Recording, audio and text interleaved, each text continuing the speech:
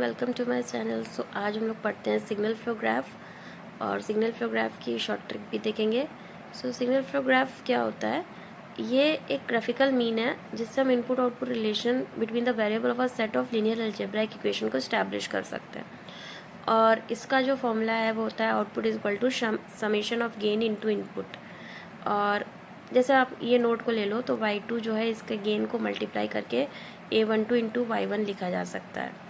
इसके लिए मेजॉन gain formula बहुत ही फेमस फार्मूला है जो यूज़ होता है किसी भी सिग्नल फ्लो ग्राफ में। आप ये यूज़ कर सकते हो। अगर कोई भी सिग्नल फ्लो ग्राफ है जिसमें n फॉरवर्ड पाथ है और l लूप है तो हमारे पास ये फॉर्मूला आता है which is m is equal to summation k is equal to 1 to n m k delta k divided by delta. Okay, so this delta is the determinant of signal flow graph और k की value 1 से ही ले सकते हैं, 1 से up to n, क्योंकि यहाँ पे k एक्चुअली में 1 के बाद आप लोगे, क्योंकि आप m1 डेल्टा 1 m2 डेल्टा 2 क्योंकि आप फॉरवर्ड पाथ लिख रहे हो। और mk यहाँ पर क्या है? गेन है of the kth forward path. कैसे होगा वो हम लोग अभी समझते हैं। उसके साथ आप देख सकते हो मैंने यहाँ पे लिखा है कि डेल्टा का मीनिंग क्या होता है। डेल्टा डिटर्मिनेंट है सिग्नल फ्लो ग्राफ का। इसको कैसे निकालते हैं? 1 माइनस समेशन ऑफ जितने भी इंडिविजुअल लूप्स है उसके गेन को हम यहाँ लिख देते हैं और उसके बाद माइनस है तो यहाँ प्लस आ जाता है sum of gain of 2 non touching loops. फिर इसी तरह माइनस प्लस के बाद फिर से माइनस आ जाएगा sum of gain of 3 non touching loops and so on. ये डिटर्मिनेंट ऑफ SFG कहलाता है सिग्नल फ्लो ग्राफ। मैंने SFG लिखा है, इट इज़ SFG का मतलब है सिग्नल फ्लो ग्राफ। और डेल्टा के जैसे मैंने बताया ना उस kth फॉरवर्ड पाथ से रिलेट करना है। जो भी फॉरवर्ड पाथ है हमें एक सिग्नल फ्लो ग्राफ में मिलेंगे उसके लिए हमें ये टर्म लिखना होता है। तो डेल्टा के क्या होता है? 1 माइनस ब्रैकेट में sum of all individual loop gains that are not touching with the kth forward path plus bracket में हम लोग लेंगे sum of product of 2 non touching loops that are not touching with the kth forward path. तो इस तरीके से ये चलता है, माइनस प्लस अगेन माइनस, तो ये इस तरीके से साइन यहाँ पे चेंज होते रहते हैं। अब एक क्वेश्चन लेते हैं और इसको करते हैं। मान लो ये सिग्नल फ्लो ग्राफ आपको दिया हुआ है और इसमें कोई इनपुट नोड नहीं है। आपको C/R निकालना है। C ये है, R ये है, तो R को आप क्या लिख सकते हो? R is equal to AR। C को क्या लिख सकते हो? एक देखिए R आ रहा है, इसको गेन से इससे मल्टीप्लाई करेंगे तो क्या हो जाएगा? C इज इक्वल टू ये जो C है output node is equal to gain multiplied by this, तो R इंटू 1, तो R और एक ये वाला अपने को ही अपने लूप को लेगा प्लस BC। तो C/R निकालना है तो ये 1/1 माइनस B आ जाएगा। इसी तरह मान लो कि ये क्वेश्चन दिया होता और इसके लिए हमें क्वेश्चन में पूछा गया होता कि Z/X बता दो। तो Z/X बताने के लिए तुम्हें सबसे पहले क्या करना पड़ेगा? सबसे पहले जितने भी इनकमिंग गेन्स हैं उनको कंसीडर करके आप अपनी नोटेशन लिख लो। जैसे x के लिए क्या होगा? E ही आ रहा है अंदर, तो E कहाँ से आ रहा है? Y से। तो जो भी इनपुट है multiplied by that gain is equal to x।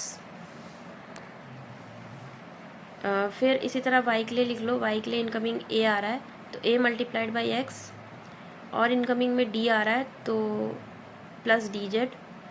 इस तरह Z के लिए क्या लिख सकते हैं? Z के लिए इनकमिंग एक तो C आ रहा है, एक B आ रहा है, तो C आ रहा है x से तो CX प्लस BY। इनको लिख लिया, तीनों इक्वेशन बना ली। उसके बाद आपको चाहिए Z/X, तो आप Z वाले में अगर Y की जगह ये रख दोगे तो आपका टर्म एलिमिनेट होगा और आपको Z और X के फॉर्म में रेशियो में आपको सिग्नल फ्लो ग्राफ सॉल्व करके Z/X मिल जाएगा। तो ये तो एक ट्रिक हो गई। मान लो थोड़े से और क्वेश्चन पे चलते हैं सिग्नल फ्लो ग्राफ के, जिसमें हमें डिफरेंट पाथ लेने हैं। तो सेकंड क्वेश्चन चलते हैं। मान लो मैं ये क्वेश्चन दिया हुआ है, इसमें डिफरेंट हमें निकालना है, C/R निकालना है, E/R निकालना है, B/R निकालना है। तो कैसे निकालेंगे? तो अगर हमें C/R निकालना है तो हमें पता है कि इस पाथ में एक ही ब्लॉक आ रहा है G, ठीक है।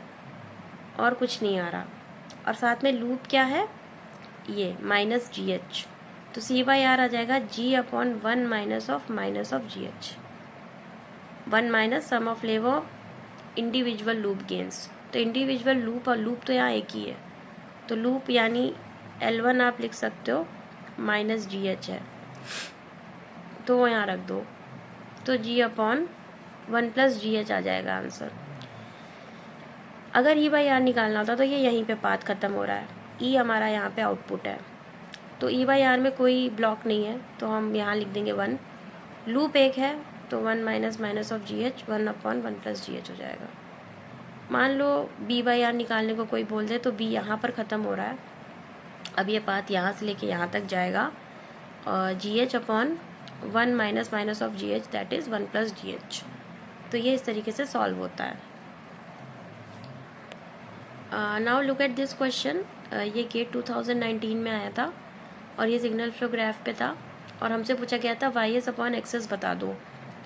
तो देखो यहाँ पर कितने फॉरवर्ड पाथ हो सकते हैं जो हमें फाइनली एक्सेस से वाई एस तक ले जाएं। तो देखो ये एक लाइन जा रही है एरो से फॉरवर्ड और ये यहाँ तक जा रही है। सिमिलरली यहाँ पे एक लाइन जा रही है एरो से फॉरवर्ड होते होते और यहाँ तक जा रही है। यहाँ से तो लूप दिख रहा है तो यहाँ नहीं जा रही, यहाँ से भी वापस एरो दिख रहा है तो ये नहीं जा रही। तो मतलब 2 लाइन है और 2 लाइन में 2 ब्लॉक हैं, एक में ऐसा आ रहा है एक में 1 बाई एस आ रहा है, वो हमारा फाइनली वाई एस तक जा रहा है।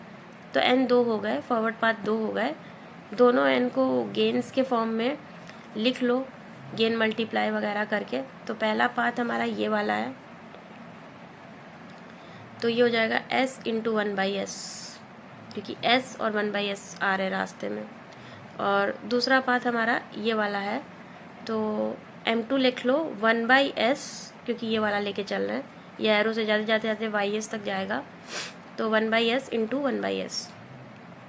m1 को 1 लिख लिया, m2 को 1 बाई एस स्क्वायर लिख लिया।